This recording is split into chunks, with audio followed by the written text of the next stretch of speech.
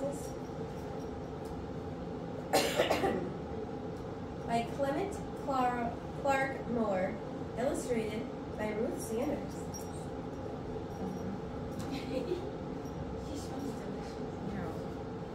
Read it with me now.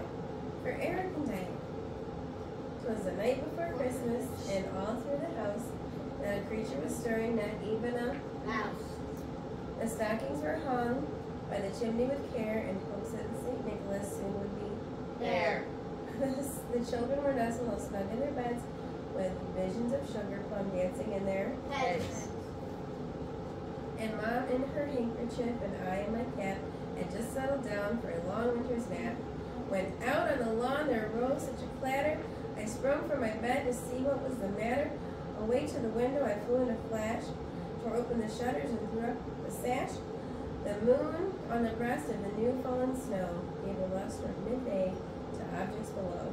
When what to my wonder I should appear but a miniature sleigh with a tiny reindeer, with a little old driver so lively and quick. I knew in that moment it must be Saint Nick. More rapid than eagles his course they came, and he whistled and shouted and called them by name. Now Dasher, now Dancer, now Prancer and Vixen, Uncommon and Cupid and Donner and to the top of the porch, to the top of the wall. Now dash away, dash away, dash away. Oh. As dry leaves that blew, the wind, hurricane flew. When they met with an obstacle, mount to the sky. So in the housetops, of course, when they flew, with the sleighs full of toys and St. Nicholas too. And then in a twinkle, I heard on the roof the prancing of paws on each little hoop, and I drew in my head and was turned around. Down the chimney St. Nick came with a bound. He was dressed in all fur from his head to his foot, and his clothes were all tarnished with ashes and soot. A bundle of toys he had slung on his back, and he looked like a peddler opening his pack. His eyes, how they twinkled, his dimples, how merry. His cheeks were like roses, his nose was like a cherry. His droll little mouth would draw up like a bow, and the beard on his chin was as white as the snow. He had a broad face and a little round belly that shook when he laughed like a bowl full of jelly. He was chubby and plump and right jolly old elf, and I laughed when I saw him in spite of myself. A wink of the eye and a twist of the head soon gave me to know I had nothing to dread. He spoke not a word, but went straight to his work and filled all the stockings and turned with a jerk, and laying a finger aside at his nose and gave up a nod, and up the chimney he rose. He sprang to his sled, to his team, gave a whistle, and away that he flew, went down the thistle. And I heard him exclaim, ere he drove through the night, Happy Christmas to all, and to all a good night. All right, now go to sleep. The Polar Express.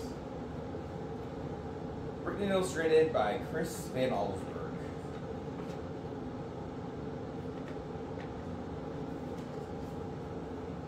On Christmas Eve, many years ago, I lay quietly in my bed. I did not rustle the sheets. I breathed slowly and silently. I was listening for a sound a friend had told me I'd never hear the ringing bells of Santa's sleigh. There is no Santa, my friend had insisted, but I knew he was wrong. Late that night, I did hear sounds, though not of ringing bells. From outside came the sound of hissing steam and squeaking metal. I looked through my window and saw a train standing perfectly still in front of my house. It was wrapped in an apron of steam. Snowflakes fell lightly around it. The conductor stood at the open door of one of the cars. He took a large pocket watch from his vest, then looked up at my window. I put on my slippers and robe. I tiptoed down the stairs and out the door. All aboard! The conductor cried out. I ran up to him. Well, he said, are you coming? Where? I asked. Why, to the North Pole, of course, was his answer. This is the Polar Express. I took his outstretched hand and he pulled me aboard. The train was filled with other children, all in their pajamas and nightgowns. We sang Christmas carols and ate candies with nougat centers as white as snow. We drank hot cocoa as thick and rich as melted chocolate bars. Outside, the light of towns and villages flickered in the distance as the Polar Express raced northward. Soon there were no more lights to be seen. We traveled through cold, dark forests where lean wolves roamed and white-tailed rabbits hid from our train as it thundered through the quiet wilderness. We climbed mountains so high it seemed as if we would scrape the moon, but the Polar Express never slowed down. Faster and faster we ran along, rolling over peaks and through valleys like a car on a roller coaster. The mountains turned into hills, the hills to snow-covered plains. Across the barren desert of ice, the great polar ice cap. Lights appeared in the distance. They looked like the lights of a strange ocean liner sailing on a frozen sea. There, said the conductor, is the North Pole. The North Pole.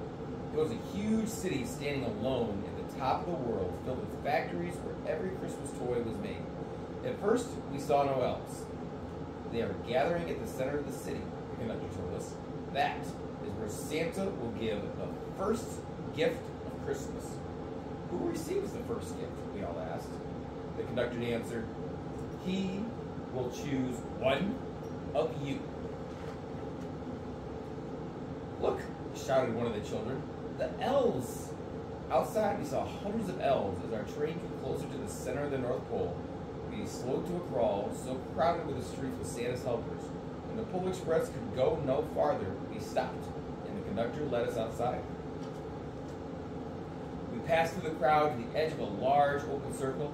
In front of us stood Santa's sleigh. The reindeer were excited.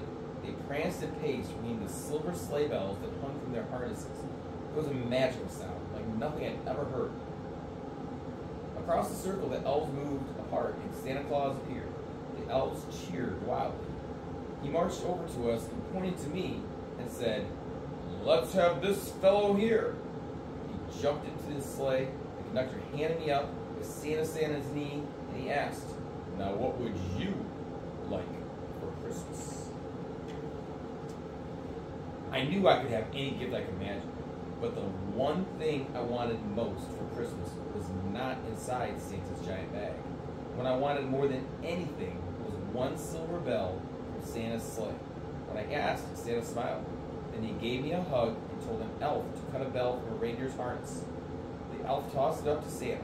He stood, holding the bell high above him, and called out, the first gift of Christmas. A clock struck midnight as the elves roared their approval. Santa handed the bell to me, and I put it in my bathrobe pocket. The conductor helped me down from the sleigh. Santa shouted out to the reindeer's names and cracked his whip. His team charged forward and climbed into the air. Santa circled above us once, then disappeared in the cold, dark polar sky. As soon as we were back inside the Polar Express, other children asked to see the bell. I reached into my pocket, but the only thing I felt was a hole. I had lost the silver bell from Santa's sleigh. Let's hurry outside and look for it, one of the children had said, but the train gave a sudden lurch and started moving. We were already on our way home. It broke my heart to lose the bell. When the train reached my house, I sadly left the other children. I stood at my doorway and waved goodbye. The conductor said something from the moving train, but I couldn't hear him. What? I yelled out. He cupped his hands around his mouth. Merry Christmas, he shouted. The Polar Express let out a loud blast from its whistle and sped away. On Christmas morning, my little sister Sarah and I opened our presents. When it looked as if everything had been unwrapped, Sarah found one last small box behind the tree. It had my name on it. Inside was the silver bell. There was a note.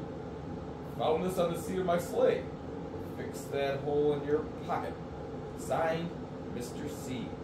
I shook the bell. It made the most beautiful sound my sister and I had ever heard. But my mother said, oh, that's too bad. Yes, said my father, it's broken. When I'd shaken the bell, my parents had not heard a sound. At one time, most of my friends could hear the bell, but as years passed, it fell silent for all of them. Even Sarah found one Christmas that she could no longer hear its sweet sound. Though I've grown old, the bell still rings for me as it does for all who truly believe. The end. From our family to yours, Merry Christmas. And bell. One. Louie.